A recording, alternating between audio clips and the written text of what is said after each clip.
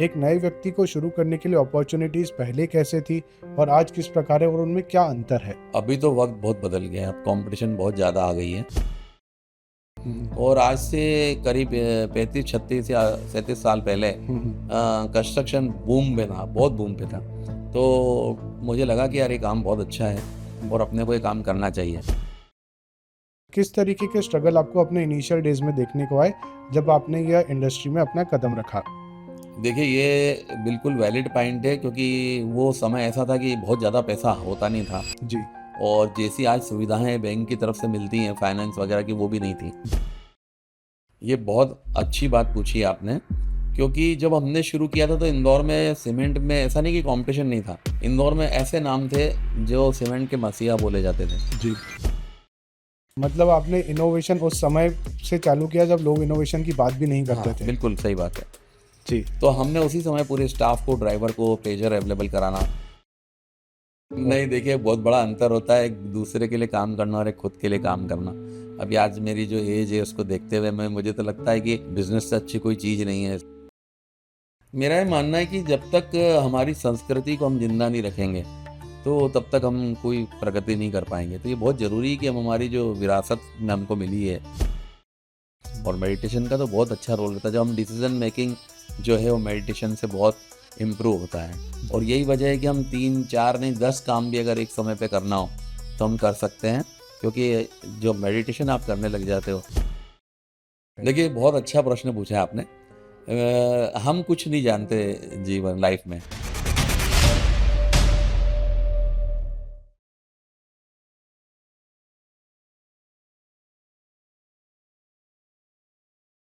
नमस्कार दोस्तों, स्वागत है आपका आज क्लैरिटी विथ मेजर में। आज हमारे साथ इंदौर की एक ऐसी शख्सियत मौजूद हैं, जिन्हें समझने के लिए उनकी पूरी लाइफ की जर्नी को समझना ज़रूरी है। कैसे उन्होंने अपने करियर की शुरुआत बैंकिंग जैसे एक स्टेबल जॉब से करी और उसके बाद किस तरह एंटरप्रेन्योरशिप की जर्नी में आगे बढ़े और जर्नी में भी ऐसे बढ़े कि भारत का ऐसा कोई रिकॉर्ड नहीं है जो उन्होंने अपनी एंटरप्रेन्योरशिप की जर्नी में नहीं तोड़ा। तो आज हमारे साथ मौजूद हैं गट्टानी इंटरप्राइजेस के MD and CEO Shri Hemant Gattani ji. Hemant Gattani ji, नमस्कार। नमस्कार जी। बहुत बहुत स्वागत है आपका क्लैरिटी विथ मेजर में। Thank you. So Hemant ji, सबसे पहले मैं आपसे जानना चाहूँगा कि आपने अपनी जर्नी की शुरुआत कैसे करी? इसमें आपके अपब्रिंगिंग का, आपका बचपन से क्या रोल रहा? किस तरीके की ग्रूमिंग आपको परिवार से मिली, जो आपने अपनी लाइफ एक स्टेबल जॉब से आगे बढ़ते हुए एंटरप्रेन्योरशिप की तरफ मोड़ी? देखिए, जहाँ तक बचपन की बात है तो मेरा जो बर्थ है वो एक ऐसे परिवार में हुआ, तो जिसकी पृष्ठभूमि व्यावसायिक थी, लेकिन मेरे फादर प्रोफेसर और प्रिंसिपल रहे हैं। तो जी। डेफिनेटली एजुकेशन जो है उसमें एक बहुत बड़ी रोल करता है। और मेरा भी उद्देश्य यही था कि अच्छी पढ़ाई करना है, और इसीलिए मैंने पढ़ाई भी अच्छी की थी, जी। और यही रहा शुरुआत में तो। जी। तो मतलब आपके पारिवारिक पृष्ठभूमि ने ही आपको रिस्क टेकिंग की एक बैकग्राउंड दिया कि जिससे आपने सोचा कि आगे चल के एंटरप्रेन्योरशिप की तरफ बढ़ा जाए। ये वैसे देखा जाए तो ये प्लान्ड नहीं था, लेकिन ये कुछ ऐसे सर्कमस्टांसेस बने, और मैंने देखा जीवन में एक जो वाक्य है में जो मुझे बहुत अपील करता है कि जो भी होता है अच्छे के लिए होता है। हुँ, हुँ। तो वो कुछ मेरे साथ ऐसा हुआ कि मैं साइंस बायोलॉजी का स्टूडेंट था अच्छा, हायर सेकेंडरी में। अच्छा। और 9th और 10th के मार्क्स के आधार पे ही हुँ, हुँ। उस ज़माने में स्कूल में क्लास मॉनिटर बनाए जाते थे, तो मैं मेरी क्लास का मॉनिटर भी था। अच्छा। लेकिन कुछ एक ऐसा वाक़या हुआ था कि जिसकी वजह से मुझे 11th क्लास में हुँ। कम मार्क्स आए, अच्छा। और मेरा रिज़ल्ट जो है थोड़ा बिगड़ा। हाँ जी। तो मैं बड़ा डिसअपॉइंटेड था, तो मैंने फ़ादर से जब बोला कि मेरा रिज़ल्ट ठीक नहीं आया है, हुँ, हुँ। तो मेरे फादर ने इमीडिएटली मुझे कहा कि तुम ये लाइन छोड़ो, अच्छा। ये लाइन तुम्हारे लिए सूट नहीं करती है। तो मैंने उनके कहने पे लाइन छोड़ दी, जी। और उसके बाद मैंने कॉमर्स ले लिया। हुँ। फिर कॉमर्स में मैं BCom first year, second year final, MCom previous final, ये पाँचों साल मैंने मेरिट में रहा, ओके। और मैंने अच्छी पढ़ाई की। अच्छा। इस बीच ही बैंकिंग की एग्ज़ाम निकली। हुँ, हुँ। तो मैं जब बीकॉम किया हुआ था, तब मैंने 18 ईयर्स का था मैं, तो मैंने बैंकिंग एग्ज़ाम रिटन टेस्ट दिया और पहली बार में मैं रिटन निकल गया और पहली बार में मैं ओरल निकल गया। अच्छा। तो 19 ईयर्स की एज में मैं स्टेट बैंक ऑफ इंडिया में जॉब पे लग गया। 19 वर्ष की आयु में आपने हाँ। State bank of India join कर लिया। ज्वाइन कर ली थी जी। मैंने। और उसके बाद करीब 15 साल तक मैं स्टेट बैंक ऑफ इंडिया में जॉब करता रहा। उस बीच मेरा जो छोटा ब्रदर है उसने बीकॉम कर लिया। तो मैंने जब उससे पूछा कि भाई तुझे क्या करना है, तो उसने बोला कि अब मैं बिज़नेस करूँगा। अच्छा। और मेरे फादर भी शुरू से बिज़नेस के लिए आगे बोलते थे। तो फिर मैंने कहा कि जो होता है अच्छे के लिए होता है। तो फिर कुछ एक ऐसा इंसिडेंट हुआ कि मुझे बैंक से ट्रांसफ़र कर दिया गया इंदौर से। अगर इंदौर से मेरा ट्रांसफ़र बाहर कहीं नहीं होता तो शायद मैं बैंक में ही काम कर रहा होता, पर बैंक से मेरा ट्रांसफ़र कर दिया गया। तो फिर मेरे फादर ने मना कर दिया कि अभी ये ट्रांसफ़र हुआ है तो तुम मत जाओ। उस समय तक हम बिज़नेस चालू कर चुके थे अच्छा। और 5 साल हमको बिज़नेस चालू करे को हो भी गए थे। तो ये एक ऐसा टर्निंग पॉइंट था जहाँ आकर हमारी पूरी लाइफ ही बदल गई। हम बिज़नेस में जो एक रुकाव आ रहा था कि मैं जॉब भी कर रहा था, बिज़नेस पे भी ध्यान दे रहा था, तो बिज़नेस पे इतना ध्यान नहीं दे पा रहा था। ब्रदर छोटा था, पर हम दोनों ने मिलके काम शुरू किया था और शुरुआत से ही प्रभु की कृपा रही और हम बहुत अच्छा काम कर रहे थे। अच्छा। जैसा कि आपने बताया कि 15 वर्ष का एक बड़ा समय आपने बैंकिंग सिस्टम में दिया, तो वहाँ से ऐसी क्या लर्निंग रही जो आपको आगे आपके व्यापार में भी जिसमें आपके काम आई? देखिए, जहाँ तक मैं बोलूँगा कि मेरे जीवन में बैंक के जो काम, जैसा मैंने आपको बताया कि स्टेट बैंक ऑफ इंडिया में मैंने काम किया, तो स्टेट बैंक ऑफ इंडिया की जो वर्किंग है, आज के समय की मुझे नहीं मालूम, लेकिन जिस समय मैं काम करता था उस समय की जो उसकी वर्किंग थी, नो डाउट एक्सीलेंट वर्किंग थी और मैंने बहुत अच्छा। कुछ सीखा वहाँ से। मतलब जो डिसिप्लिन और काम करने की क्षमता और ये सब चीज़ें, हार्ड वर्किंग, ये सब मैंने स्टेट बैंक से सीखा। तो ये चीज़ें मुझे बहुत काम आई बाद में। तो मैं ये बिल्कुल बोलूँगा कि मेरे मेरे जीवन में स्टेट बैंक ऑफ इंडिया का जो मेरा एक पीरियड था, उसका बहुत बड़ा योगदान है। ओके। जब हम एक जर्नी चेंज करते हैं, जैसे जब आप बैंकिंग से लेकर आगे बढ़े और आपने एंटरप्रेन्योरशिप की तरफ या बिजनेस की तरफ उस समय हम कहते तो आए, तो एक बहुत बड़ा प्रश्न रहता है स्टेबिलिटी वर्सेस सेटिस्फैक्शन का। क्योंकि सरकारी नौकरी एक आपको ऐसी स्टेबिलिटी देती है जिसके पीछे आज के समय पे भी हज़ारों युवा जाते हैं, और उस समय पे जब आपने ज्वाइन किया था तब तो स्टेबिलिटी एक बहुत बड़ा फैक्टर होता था। तो क्या आपको उस जॉब में सेटिस्फैक्शन नहीं था, या ऐसा क्या रीज़न था जो आपने सोचा कि अब बस हो गया और अब मैं अपने काम को ही आगे बढ़ाऊँगा? एक ट्रिगर पॉइंट तो आपने बताया कि ट्रांसफ़र हो गया था और आप इंदौर नहीं छोड़ना चाहते थे। पर उसके अलावा क्या और कोई रीज़न था? क्या सैटिस्फैक्शन कोई रीज़न था कि आप क्यों अपनी जॉब को छोड़कर बिज़नेस में आना चाहते थे? देखिए, बहुत अच्छा प्रश्न पूछा है आपने। हम कुछ नहीं जानते जीवन लाइफ में, डेस्टिनी जानती है। जी। अगर मैं जैसे 11th के रिजल्ट की मैंने बात कही थी आपसे, तो वैसे ये जो बैंक का जो मेरा ट्रांसफ़र हुआ, ये कोई ऐसा रीज़न नहीं था, लेकिन मेरा ट्रांसफ़र हुआ। हाँ जी। मैं डेस्टिनी को इसके लिए जवाबदार मानता हूँ। तो जब ये ट्रांसफ़र हुआ था, तो मैंने फादर को बोला कि मेरा ट्रांसफ़र हो गया है। मैंने फ़ोन पे ही उनको इंटीमेट किया। तो फादर ने बोला कि तुम जॉब छोड़ दो, मैं शुरू से फेवर में नहीं हूँ कि तुम जॉब करो। लेकिन आपका प्रश्न था कि बहुत बड़ा डिसीजन था ये। मेरे दोनों बच्चे हो चुके थे, अच्छा। तो मैं बच्चों के साथ एक इतना ज़िम्मेदारी भी बड़ा, थी। बिल्कुल जिम्मेदारी भी थी और एक रिस्क भी दिख रही थी कि क्या करें। जी। बिजनेस चालू हो चुका था, मैं और छोटा ब्रदर कर रहे थे। लेकिन फिर फादर ने और छोटे ब्रदर ने मुझे बहुत हिम्मत दिलाई कि नहीं, आप इधर आइए, इधर हमारे पास बहुत अच्छा स्कोप है और आप उधर अपना टाइम ख़राब कर रहे हो। तो वो एक कॉन्फिडेंस था। 2-3 दिन मुझे डिसीजन लेने में लगे और फिर मैंने उसके बाद पीछे पलट के नहीं देखा और बैंक की जो है जॉब छोड़ दी। मतलब ये आपने एक बहुत बड़ी बात कही कि उस समय पे भी आपके परिवार का पूरा सपोर्ट था कि आप ये नौकरी छोड़िए और आके डेफिनेटली, व्यापार ज्वाइन कीजिए। डेफिनेटली मेरे फादर और ब्रदर अगर उस समय साथ नहीं होते तो मैं ये डिसीजन नहीं ले पाता, क्योंकि उस ज़माने में स्टेट बैंक ऑफ इंडिया की नौकरी उस ज़माने में एक बहुत अच्छी जॉब मानी जाती बिल्कुल, थी। बिल्कुल। और मैंने जिसको भी बोला कि मैंने स्टेट बैंक की नौकरी छोड़ी, तो उसने मेरे को पूछा ही कि भाई क्यों छोड़ी। लेकिन वो फादर और मेरे छोटे ब्रदर और पूरी फैमिली के सपोर्ट की वजह से मैं कर पाया।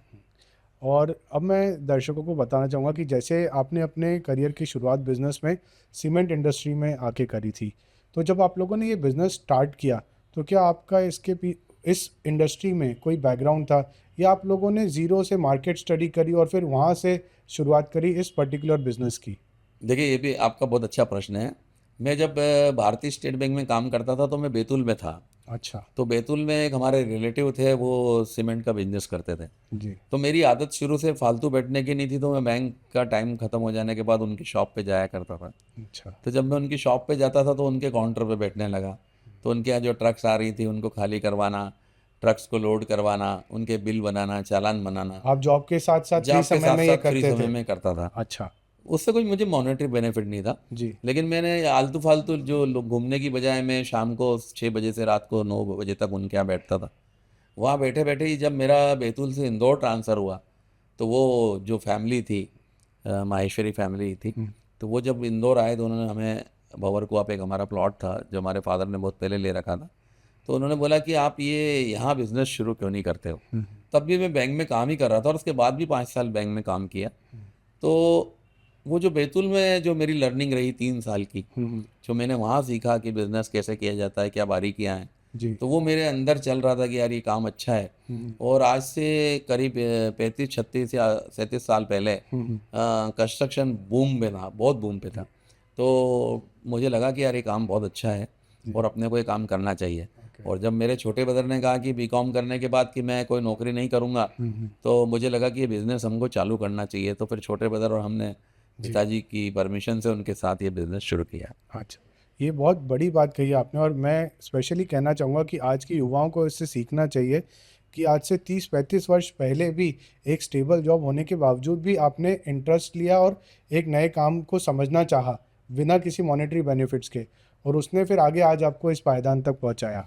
बिल्कुल सही कह रहे हो आप। मैं वहाँ जब बैठता था ना तो आपको हंसी भी आएगी सुन के कि मैं वहाँ पे इवन चाय के जो कप होते हैं वो भी मैं ला के रखता था। मतलब मुझे ये, मेरे मन में ये नहीं था कि मैं, क्योंकि उस समय हम लोग बैंक की नौकरी को बहुत बहुत। अच्छी और बड़ी नौकरी जी। मानते थे। आज तो भी इवन आप देखें तो बैंक के लिए हज़ारों और लाखों की हाँ, तादाद में युवा ट्राई तो भी करते मेरे हैं। मन में ये ईगो कभी नहीं रहा कि मैं बैंक में नौकरी करता हूँ तो मैं चाय का कप उठा के क्यों रखूँ। मैंने कहा ये हमारा काम है, हमको सीखना चाहिए।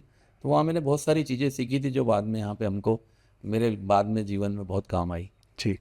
अब जैसा कि आपने बताया कि उस समय की एक ग्रोइंग इकोनॉमी थी, भारत ग्रो हो रहा था, तो क्या यही कारण था कि आपने बहुत सारी इंडस्ट्रीज़ में सीमेंट इंडस्ट्री को ही चुना आगे बढ़ने के लिए? देखिए, जैसे जहाँ तक है, मैं सीमेंट को चुनने के पीछे एकमात्र कारण था कि बैतूल में मैं उनके यहाँ सीमेंट का काम था तो वहाँ बैठता था। जी। तो मेरा किसी और तरफ दिमाग गया नहीं, ध्यान गया नहीं। लेकिन जब ओके। हम लोगों ने यहाँ भंवरकुआ पे इंदौर में काम जी। शुरू किया, तो ये पूरा एरिया खाली पड़ा था। हुँ। तो हमको लगा कि अरे यार ये काम अच्छा है, क्योंकि इस एरिया में बहुत स्कोप है। जी। और वो हमारा जजमेंट सही भी निकला, ओके। क्योंकि ये काम बहुत अच्छा साबित हुआ। हुँ। और हमने पहले दिन से इस काम में बहुत अच्छी प्रोग्रेस की। तो जब आपने इनिशियली काम स्टार्ट किया, तो जो इनिशियल लेवल पर स्ट्रगल होता है, वो सबसे बड़ा स्ट्रगल किस चीज़ का था? क्या नए लोगों का विश्वास जीतना या कि कैपिटल का स्ट्रगल? किस तरीके के स्ट्रगल आपको अपने इनिशियल डेज़ में देखने को आए, जब आपने यह इंडस्ट्री में अपना कदम रखा? देखिए, ये बिल्कुल वैलिड पॉइंट है, क्योंकि वो समय ऐसा था कि बहुत ज़्यादा पैसा होता नहीं था। जी। और जैसी आज सुविधाएं बैंक की तरफ से मिलती हैं फाइनेंस वगैरह की, वो भी नहीं थी। जी। जी। लेकिन फादर ने कुछ प्लॉट्स वगैरह ले रखे थे उनकी सेविंग से, तो हुँ। उन्होंने बोला कि मैं तुम्हारे साथ हूँ, तो उन्होंने प्लॉट वगैरह सेल किए हुँ। और हमको फंड्स अवेलेबल कराए। तो उनकी मदद से फिर हम ये काम चालू कर पाए। और डे बाय डे फिर हम उसी में से, उसी बिजनेस से कमाते हुए उस बिजनेस को बढ़ाते चले। और अगर हम बात करें मार्केट के स्ट्रक्चर की, तो आप क्या डिफरेंस देखते हैं कि सीमेंट इंडस्ट्री का मार्केट आज से 30 वर्ष पहले जब आपने शुरू किया होगा और आज के समय पे मार्केट का स्ट्रक्चर कितना बदला है? एक नए व्यक्ति को शुरू करने के लिए अपॉर्चुनिटीज़ पहले कैसे थी और आज किस प्रकार है और उनमें क्या अंतर है? अभी तो वक्त बहुत बदल गया है, अब कंपटीशन बहुत ज़्यादा आ गई है। हालांकि मार्केट भी बहुत बड़ा हुआ है। जी। अगर माना शॉप्स बड़ी हैं तो कस्टमर भी बड़े हैं, लेकिन अब वो इतना अच्छा समय नहीं है जितना हम, मैं, ऐसा मेरा सोचना है, जो पहले था। हुँ। पहले हमने काम चालू करा तो इंफ्रास्ट्रक्चर का बहुत स्कोप था। जी। और जो वेंडर्स थे वो इतने नहीं थे। जी। तो इसलिए एक अपॉर्चुनिटी थी उस समय में, जिस भी लोगों ने काम शुरू किया, चाहे वो कोई सा भी काम हो, सीमेंट की बात नहीं कर रहा हूँ मैं, कोई से भी बिजनेस में लोगों ने काम शुरू किया है, हुँ। जो हमारे समय के लोग हैं, उन्होंने बहुत प्रोग्रेस की है, जी। क्योंकि उस समय स्कोप हर बिजनेस में काफ़ी था। एक चीज़ और देखी जाती है कि जब भी कोई व्यापारी इतने लंबे समय तक बिजनेस करता है तो उसमें मेन जो एक रहता है वो रहता है क्वालिटी कंट्रोल का पॉइंट। तो आपने अपने बिजनेस में अच्छी क्वालिटी कस्टमर्स को देना, ये कैसे इंश्योर किया और इसके लिए आपने क्या चेक पॉइंट्स शुरू से लगाए जो आज तक आप जिनको फॉलो करते हैं? ये बहुत अच्छी बात पूछी आपने, क्योंकि जब हमने शुरू किया था तो इंदौर में सीमेंट में ऐसा नहीं कि कंपटीशन नहीं था। इंदौर में ऐसे नाम थे जो सीमेंट के मसीहा बोले जाते थे। जी। तो मुझे और छोटे ब्रदर को एक चीज़ समझ में आई कि उस समय लोग सर्विस पे इतना ध्यान नहीं देते थे। अच्छा। तो हम लोगों ने उस समय सर्विस पे बहुत ज़्यादा ध्यान दिया। हमने कहा यार, हमारा जो मुख्य उद्देश्य हमने रखा कि कस्टमर को हम सर्विस जो है वो अच्छी से अच्छी दें। तो जिस ज़माने में हमने पहली डिलीवरी व्हीकल ली थी, उस ज़माने में कोई डिलीवरी व्हीकल समझता नहीं था। तो हमने डिलीवरी व्हीकल सबसे पहले ली, और जब जिस ज़माने में पेजर आया था तो हमने हमारे ड्राइवर्स को पेजर दे दिए थे, जबकि उनकी 35-40 हज़ार की कॉस्ट होती थी। लेकिन हमने हमारे ड्राइवर को सर्विस देने के लिए जो हमारी व्हीकल्स होते थे, जो सीमेंट डाला करते थे, जी। उनको हमने पेजर अवेलेबल कराए थे। मतलब आपने इनोवेशन उस समय से चालू किया जब लोग इनोवेशन की बात भी नहीं करते हाँ, थे। बिल्कुल सही बात है। जी। तो हमने उसी समय पूरे स्टाफ को, ड्राइवर को पेजर अवेलेबल कराना, और हम ये कमिटमेंट करते थे कि इंदौर में कहीं भी अगर आपको सीमेंट चाहिए तो 20 मिनट में हम आपको सीमेंट की डिलीवरी कर देंगे। 20 मिनट 20 में? मिनट में डिलीवरी, क्योंकि उस समय इतना ट्रैफिक का प्रॉब्लम नहीं था। जी। आज तो ये काम मुश्किल है, जी। लेकिन उस समय ट्रैफिक का प्रॉब्लम इतना नहीं था, गाड़ियाँ भी सब जगह आसानी से चली जाती थी। जी। तो वो देखते हुए हम, और सर्विस ही, हम जो कुछ भी, ऑनेस्टी तो सबसे बड़ी बात होती है बिजनेस में। जी। ऑनेस्टी, सिंसियरिटी, पंक्चुअलिटी, लेकिन सर्विस भी बहुत बड़ी। आप सब चीज़ें आपके अंदर है, लेकिन कस्टमर को आप टाइमली सर्विस नहीं दे रहे हो, तो ये सारी चीज़ें बेकार हो जाती है। तो क्या आपके इतने लंबे कार्यकाल में ऐसा भी समय आया जब आपको मोटिवेशन कभी कम हुआ कि यार कहाँ मैं आराम से कुर्सी पर बैठ के काम करता था और यहाँ तो मेहनत ज़्यादा है, ऐसा भी कभी फील हुआ आपको? नहीं, देखिए, बहुत बड़ा अंतर होता है एक दूसरे के लिए काम करना और एक खुद के लिए काम करना। अभी आज मेरी जो एज है उसको देखते हुए मुझे तो लगता है कि बिज़नेस से अच्छी कोई चीज़ नहीं है। इसमें आदमी आखिरी तक एक्टिव रहता है और वो खुद के लिए काम करता है, और स्कोप तो बिज़नेस में ऐसा है कि स्काई इज़ द लिमिट। तो इसलिए आपको जितना करना है करते चले जाइए, कोई लिमिट ही नहीं है। जी। और मैं तो, मेरे जीवन की काम करने की शुरुआत 13 साल की उम्र से हो गई थी। मैं, मेरे ताऊ जी एक होजरी का बिज़नेस करते हैं इंदौर में, उनके यहाँ 13 साल की उम्र में मैं बैठने लगा था। जी। तो मुझे तो वहाँ से ही ये चीज़ मेरे मन में है, ज़हन में है कि हमको काम करना है, मेहनत करना है, और वो खुद के लिए कर रहे हैं हम। जी। तो अब मैं अपने दर्शकों के लिए चाहूँगा कि आप थोड़ा-सा ये बताएँ कि क्योंकि मैं पर्सनली जानता हूँ कि कई अवार्ड्स हैं जो आपने इस इंडस्ट्री में जीते हैं, तो थोड़ा-सा उस बारे में बताएँ कि कैसे आप इस लेवल तक पहुँचे कि कई वर्षों से आप हाईएस्ट सेलर रहे हैं सीमेंट के पूरे मध्य प्रदेश और शायद भारत में, तो उसके बारे में कुछ बताइए? देखिए, ये जो अवार्ड्स मिलना शुरू हुए थे वो 1996 में मिलना चालू हुए थे, सीमेंट में बात कर रहा हूँ। तो जिस वक्त हमको पहला अवार्ड मिला था, उस समय हमको हाईएस्ट सेलर का अवार्ड मिला था ऑल ओवर इंडिया। तब इंडिया एक बहुत छोटा सा सीमेंट मार्केट के अंदर माना जाता था। अब तो इंडिया के भी बहुत सारे इन्होंने अलग अलग भाग कर दिए हैं, जोन वाइज। तो आज की तारीख में हम नॉर्थ जोन के पार्ट है, और हम नॉर्थ जोन के एक हाईएस्ट सेलर हैं। पर जो अवार्ड मिलने का सबसे बड़ा कारण है, वो मैंने जो पीछे अभी आपको बताया कि सर्विस बहुत इंपॉर्टेंट है, जिस पे लोग ध्यान नहीं देते थे, और हमने शुरू से सर्विस पे ध्यान दिया। तो यही वजह है कि हम बहुत जल्दी प्रोग्रेस करते चले गए। जब मुझे पहला अवार्ड मिला तो मुझे खुद ही विश्वास नहीं हुआ कि ये अवार्ड हमको मिला, लेकिन जब हमको ये अवार्ड मिला उसके बाद से आज तक हमने फिर पीछे पलट के नहीं देखा, और बहुत कुछ करना पड़ता है। मैं मेरी बात नहीं कर रहा हूँ, जो लोग भी ज़िंदगी में आगे बढ़ते हैं, जिन लोगों को भी हम सोचते हैं कि इन्होंने भी प्रगति की है, प्रोग्रेस की है, या कुछ हासिल किया है, उन्होंने पीछे उसके बहुत बड़ी मेहनत रहती है। जी। बहुत कुछ अपना समय दिया होता है, बहुत कुछ दिया होता है, उसके बाद ये पोजीशन आती है जब आप ये चीज़ें मिलती हैं आपको। तो हेमंत जी, इतना सक्सेसफुल करियर सीमेंट इंडस्ट्री में, उसके बाद क्या रीज़न रहा कि आपने एक और सक्सेसफुल बिजनेस बिल्ड किया केसर साड़ीज़ के रूप में? देखिए, ऐसा है कि हमारे यहाँ हम 2 भाई हैं, जॉइंट फैमिली है हमारी। तो दोनों भाई साथ में रहते हैं, फादर मदर के। तो हमारे दोनों के जो बच्चे हैं वो जब बड़े होने लगे, तो मेरा बच्चा चार्टर्ड अकाउंटेंट है, छोटे भाई के ब्रदर जो बच्चे जो हैं वो दोनों MBA है, एक LLB है। तो बच्चों ने सोचा कि एक लाइन और खोलनी चाहिए। तो हमको भी लगा कि ठीक है। तो मेरे ब्रदर की वाइफ का काफ़ी इंटरेस्ट था इस लाइन में, गारमेंट्स वाली लाइन में, साड़ियों के बिज़नेस में। तो हमने सोचा क्यों ना ये बिज़नेस चालू करें। तो फिर हमने आज से 10 साल पहले जी। फिर एक ये शोरूम खोला, और ईश्वर की कृपा है कि हम आज उसमें भी काफ़ी अच्छा काम कर रहे हैं। जी। तो ये ट्रांजिशन मतलब बच्चों के कारण आप लोगों ने लिया? जी डेफिनेटली कि बच्चों मतलब का, सीमेंट इंडस्ट्रीज क्योंकि के सीमेंट बाद। में तो हम ऑलरेडी कर ही रहे थे, जी। तो उसमें मैं हूँ, मेरा ब्रदर है, हाँ। तो बच्चों को भी कुछ नया लाइन होना चाहिए कि कहते हैं ना सारे अंडे एक बास्केट में नहीं होना चाहिए यू शुड सब। नेवर पुट ऑल योर हाँ, एग्स इन तो वन बास्केट। वो सोचते हुए हमने भी सोचा कि एक नई लाइन साथ में होना चाहिए, जी। तो इसलिए फिर हमने गारमेंट्स का काम केसर साड़ी के नाम से चालू जी। किया। और हम ये भी जानते हैं हेमंत जी कि आप सोशली भी बहुत एक्टिव हैं। आप कई सारी संस्थाओं के साथ जुड़े रहे हैं। तो उसके बारे में कुछ बताइए कि मतलब दो बिजनेस सक्सेसफुली हैंडल करना, एक सामूहिक परिवार में रहना और उसके साथ सोशली भी इतनी सारी संस्थाओं के साथ जुड़े रहना, तो ये सब कैसे मैनेज करते हो और किन किन संस्थाओं के साथ आप जुड़े हुए हैं उस पर थोड़ा प्रकाश डालें। देखिए, मैं मुख्य रूप से तो एक सन टू ह्यूमन करके एक मेडिटेशन संस्था है, तो मेरा मॉर्निंग टाइम मैंने इंदौर में खुद ने अपने स्तर पे 10-10 दिन के 100 कैंप्स लिए हैं बगीचों में जाके, अच्छा। कॉलोनी के लोगों को बुला के इकट्ठा करके 2-2 250-250 लोगों को बुलाया, जी। उनको मेडिटेशन के बारे में सिखाया। मैंने करीब 4 से 5 हज़ार लेक्चर्स भी लिए उसमें इंदौर के मेडिटेशन के ऊपर। मेडिटेशन पे, और है फूड और बहुत सारी चीज़ों पे लिए। उसमें यहाँ के पुलिस प्रशिक्षण केंद्र भी हैं और बहुत सारे हैं जहाँ मैंने CSWT है जी। और बहुत बड़े बैंक्स वगैरह इनमें काफ़ी जगह लिए हैं। हम्म। तो सुबह का टाइम उधर है और शाम को हमने फिर एक इंदौर के 100 लोगों को जोड़ के हमने एक क्लब बनाया जिसका अदब की महफिल के नाम से, जिसका मुख्य उद्देश्य प्योरली ये था कि भाई हम सांस्कृतिक विरासत जो है उसको ज़िंदा रखें। जी। तो उसमें हम म्यूज़िकल प्रोग्राम करते हैं, मुशायरे करते हैं, कवि सम्मेलन करते हैं। जी। तो वो भी एक हमारी संस्था 13 साल उसको हो गए हैं, जी। और जो दूसरी जो संस्था सन टू ह्यूमन उसको 15 साल हो गए हैं। जी। दोनों में अच्छा काम चल रहा है। तो अब आगे चलते हैं। जैसा आपने बताया सामाजिक संस्थाओं के बारे में कि आप सन टू ह्यूमन के साथ जुड़े रहे, वहीं एक और संस्था का आपने नाम लिया अदब की महफिल, जिसमें आप लोग जुड़े हैं और इसे काफ़ी अच्छे तरीके से इसमें भी संस्कृति को आगे बढ़ा रहे हैं।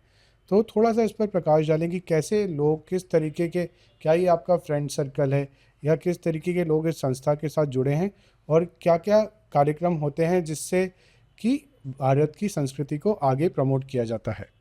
ये अदब की महफिल हमने 13 साल पहले एक व्हाट्सएप ग्रुप बनाया था। अच्छा। तो व्हाट्सएप ग्रुप से शुरुआत हुई थी, फिर लोगों को जोड़ना चालू किया, तो इंदौर के जो टॉप बिजनेस टाइकून हैं जी। उनको जोड़ के एक ग्रुप बनाया, और फिर हम हर 2-3 महीने में प्रोग्राम करते हैं, कभी मुशायरा करते हैं, कभी कोई कल्चरल प्रोग्राम, कभी संगीत का प्रोग्राम करते हैं। मेरा ये मानना है कि जब तक हमारी संस्कृति को हम जिंदा नहीं रखेंगे तो तब तक हम कोई प्रगति नहीं कर पाएंगे। तो ये बहुत ज़रूरी है कि हम हमारी जो विरासत में हमको मिली है, जो संगीत है, साहित्य है, इसको संभाल के रखना है हमारा सबसे बड़ा दायित्व है। तो इसीलिए अदब की महफिल के ज़रिए हम 2-3 महीने में अच्छे प्रोग्राम करते रहते हैं। मतलब व्हाट्सएप ग्रुप से शुरुआत हुई और और आज आज ये हाँ, इस लेवल पर आ गया है कि टॉप 100 टाइकून्स जो हैं इंदौर के इस संस्था के साथ जुड़े हुए हैं। बिल्कुल बिल्कुल। जी। बैलेंस कैसे बनाते हैं, बिजनेस के लिए समय देना, फैमिली के देखिए, लिए समय सुबह हमारे देना। पास जो बिज़नेस तो हम दिन में करते हैं, लेकिन हमारा जो मॉर्निंग टाइम है वो हमारे पास हम अननेसरी हमारा फिर वेस्ट होता है। जी। तो मॉर्निंग टाइम वो मेडिटेशन ग्रुप में चला जाता है, और जो शाम का समय होता है जी। तो कोई ऐसी हमारी ज़्यादा हैबिट्स है नहीं ऐसी कुछ, तो फिर वो हमारा जो क्लब के प्रोग्राम है वो कराते हैं, उसमें हम देते हैं टाइम। टाइम तो देखिए, टाइम हर व्यक्ति के पास अच्छा खासा है, वो उसको कैसे उपयोग करता है ये उसके खुद के ऊपर डिपेंड करता है। जी। तो टाइम की किसी की भी व्यक्ति के पास कमी नहीं है, बस उसका उपयोग करना आना चाहिए। तो जैसा कि आपने बोला कि आप सन टू ह्यूमन के साथ जुड़े रहे और मेडिटेशन का भी बहुत बड़ा रोल रहा है आपकी लाइफ में, तो आप स्पिरिचुअलिटी और मेडिटेशन, इसका कितना रोल मानते हैं कि इसने आपको बिजनेस में और आपकी प्रोफेशनल लाइफ में कैसे हेल्प किया। बहुत ज़्यादा स्पिरिचुअलिटी का बहुत ज़्यादा रोल है। मैं तो मान के चलता हूँ कि जो कुछ भी है मैं उसी की वजह से हूँ। और मेडिटेशन का तो बहुत अच्छा रोल रहता है, जब हम डिसीजन मेकिंग जो है वो मेडिटेशन से बहुत इम्प्रूव होता है। और यही वजह है कि हम 3-4 नहीं 10 काम भी अगर एक समय पे करना हो तो हम कर सकते हैं, क्योंकि जो मेडिटेशन आप करने लग जाते हो तो आपकी जो वर्किंग पावर है और ये भी बहुत अच्छा हो जाता है, आपकी स्किल भी बढ़ जाती है, जी। सब चीज़। और मैं चाहूँगा कि आप कुछ योग के बारे में बताएं। आप योग भी प्रैक्टिस करते हैं और उसका क्या रोल रहता है हमारे बिजनेस में और हमारे शारीरिक फिटनेस में, उसे आप किस तरीके से देखते हैं। देखिए, जो हमारी जो जर्नी है ना लाइफ की, इसमें सबसे बड़ा रोल है कि हम स्वस्थ रहें, जी। तो वो योग से ही पॉसिबल है। हम्म। तो योग है, मेडिटेशन है, इसके माध्यम से ही हम देखते हैं ना कई बड़े बड़े लोगों ने सुसाइड कर लिया, तो उसका कारण ये है कि वो खुद डिसीजन नहीं ले पाते हैं कि क्या करना है सही समय पे। तो ये मेडिटेशन के माध्यम से, योग के माध्यम से आती है।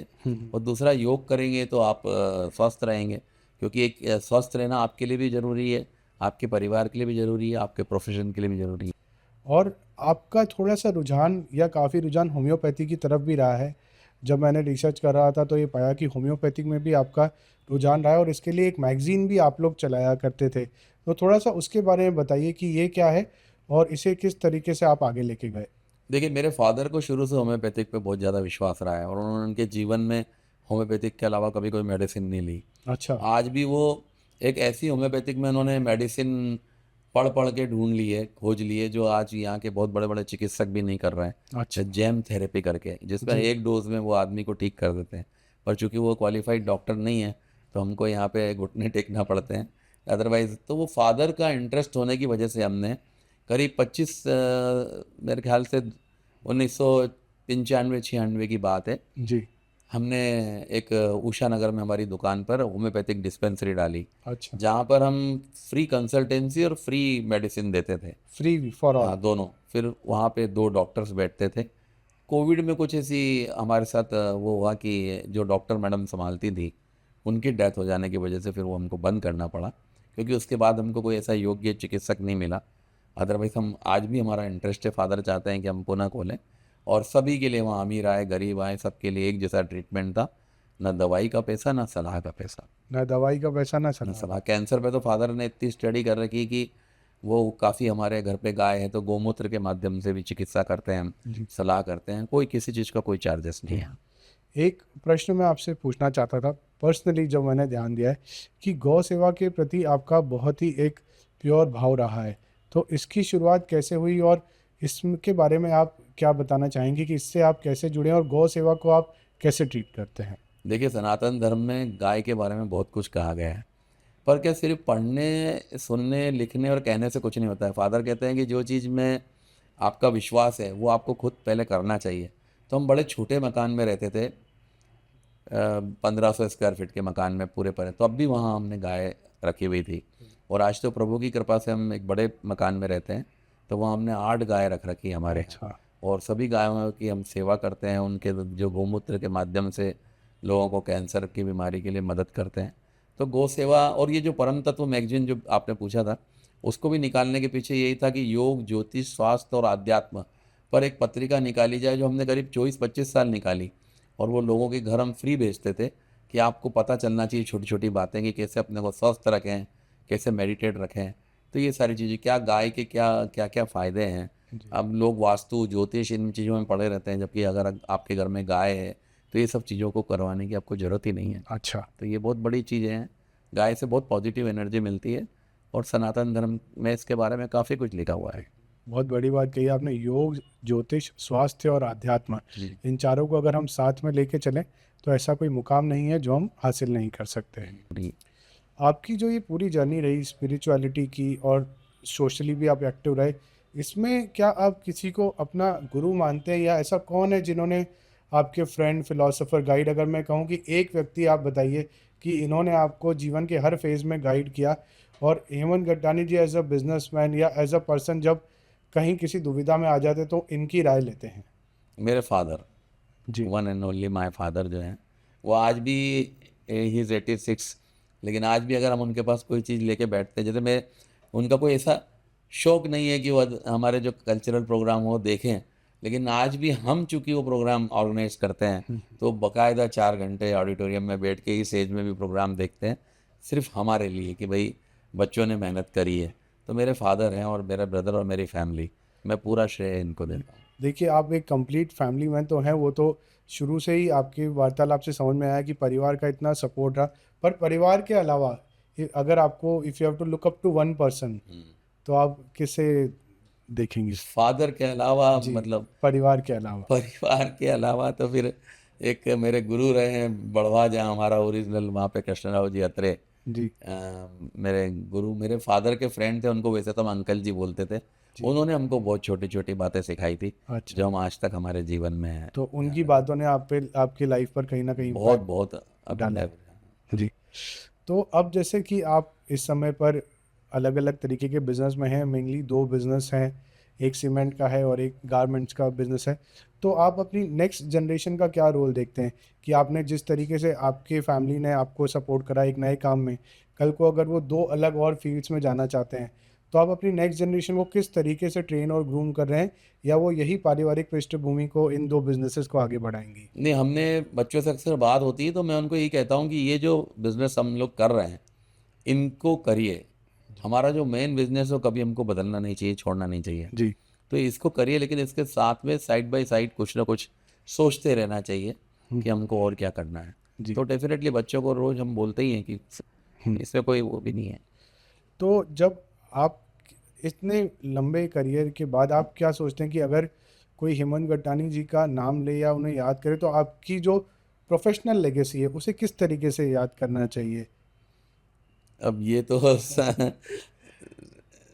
वैसे अब मैं क्या बोलूँ खुद के बारे में, तो पर जो भी मेरे से मिलता है जी, वो मेरा ही हो जाता है, बस यही है। मेरा जी, आज तक कभी किसी से ज़िंदगी में ऐसा कोई बहुत वाद विवाद नहीं हुआ, झगड़ा नहीं हुआ जी। कि किसी से अबोला हो गया हो या ऐसा कुछ हुआ। तो आपका व्यवहार ही ऐसा रहा है जिसके देख के हाँ, लोग जुड़ते रहें गुस्सा और भी आगे आता है तो बढ़ते थोड़ी रहें। देर के लिए आता है, फिर मैं वापस जी। सब कुछ भूल के और नॉर्मल हो जाता। हेमंत जी, ये बताइए, आप व्यापार के सिलसिले में देश-विदेश में घूमते हैं, आपने कई देशों की यात्राएँ करी हुई हैं। तो जब आप अलग-अलग देशों में जाते हैं, तो आप क्या कल्चरल डिफरेंस पाते हैं भारत में और अन्य देशों में? देखिए, मैं करीब-करीब पूरा विश्व घुमा हुआ हूँ। करीब-करीब जहाँ मतलब जो जहाँ जाया जा सकता है, करीब-करीब विश्व घुमा हूँ। मुझे देखिए, सांस्कृतिक विरासत की बात है तो हमसे बेहतर कोई नहीं है। जी, ये उसमें तो कोई दो राय नहीं है कि हमसे बेहतर कोई हो। लेकिन जहाँ तक डेवलपमेंट की बात है, तो डेवलपमेंट उन कंट्रीज़ का हमसे बहुत अच्छा है। अब हमारा भी डेवलपमेंट हो रहा है, लेकिन वहाँ की जो पब्लिक में डिसिप्लिन है, वो हमारे यहाँ नहीं है। जैसे आज अगर हम वहाँ हम खुद जाते हैं तो ट्रैफ़िक रूल्स फ़ॉलो करते हैं, जी, कचरा रोड पे नहीं फेंकते हैं, ये सारी चीज़ें हैं। जी। लेकिन जब हम इंडिया में आ जाते हैं तो हम देखिए जगह-जगह पे थूक रहे हैं, जगह-जगह पे ये कर रहे हैं। तो ये बहुत बड़ा डिफ़रेंस है, जो हमको उनसे थोड़ा-सा वो दूर करता है। तो मैं मान के चलता हूँ कि बहुत ज़्यादा समय तो नहीं, हम बहुत जल्दी भारत का भी नाम हर चीज़ में बहुत आगे होगा। लेकिन फ़िलहाल हमको बहुत सारी चीज़ों में इम्प्रूवमेंट करने की ज़रूरत है। जब हम कंपैरिज़न करते हैं, तो हम जनरली कंपैरिज़न अपने पड़ोसी के साथ करते हैं, तो वही तरीके का कंपैरिज़न अगर हम हमारे पड़ोसी मुल्क चाइना के साथ करें। भारत और चीन 2 ऐसे देश हैं जो लगभग सेम समय पर आज़ाद हुए। तो ऐसा क्या रीज़न रहा कि चाइना की इंडस्ट्री, स्पेशली मैन्युफैक्चरिंग, क्योंकि आप उस फील्ड से आते हैं, इतना प्रोग्रेस कर गई और वहीं भारत की अभी भी डेवलपिंग स्टेज में है? देखिए, सबसे बड़ी बात ये है कि हमारे यहाँ कोई काम करना नहीं चाहता है। ये बहुत बड़ी बात है। और चाइना की बात ये है कि चाइना में अगर मैं चाइना भी गया हूँ, 2 बार होके आया हूँ। तो वहाँ पे जो ट्रांसपोर्ट है, जी। इवन जो ट्रक्स वगैरह हैं, हुँ, 90% वहाँ की लेडीज़ चला रही हैं। अच्छा, तो एक बहुत बड़ा अंतर तो ये है कि वहाँ का हर आदमी काम कर रहा है और 18 घंटे तो कम से कम, नहीं तो 15 घंटे तो कम से कम काम कर ही रहा है। अच्छा। हमारे यहाँ 7 घंटे 9 घंटे में आदमी थक जाता है। जी, और बहुत से लोग तो ऐसा है कि काम करना ही नहीं चाहते। उन्हें लगता है कि जैसे तैसे हमको कोई सरकारी नौकरी ऐसी मिल जाए कि हमको फ्री की तनख्वाह मिल जाए। जी। ये कल्चर वहाँ पे नहीं है, इसीलिए आज चाइना जो है पूरे वर्ल्ड को कॉम्पीट कर रहा है और टक्कर दे रहा है। अब हम अपने आखिरी सेगमेंट की तरफ बढ़ेंगे, जिसमें मैं आपसे 2-3 छोटे-छोटे क्विक सवाल पूछूँगा और आपसे उनका जवाब चाहूँगा। कोई ऐसी मिस्टेक जो आपको लाइफ़ में लगा हो कि यार ये मैंने गलती कर दिया, या इसे मैं रिग्रेट करता हूँ, मुझे नहीं करना चाहिए था?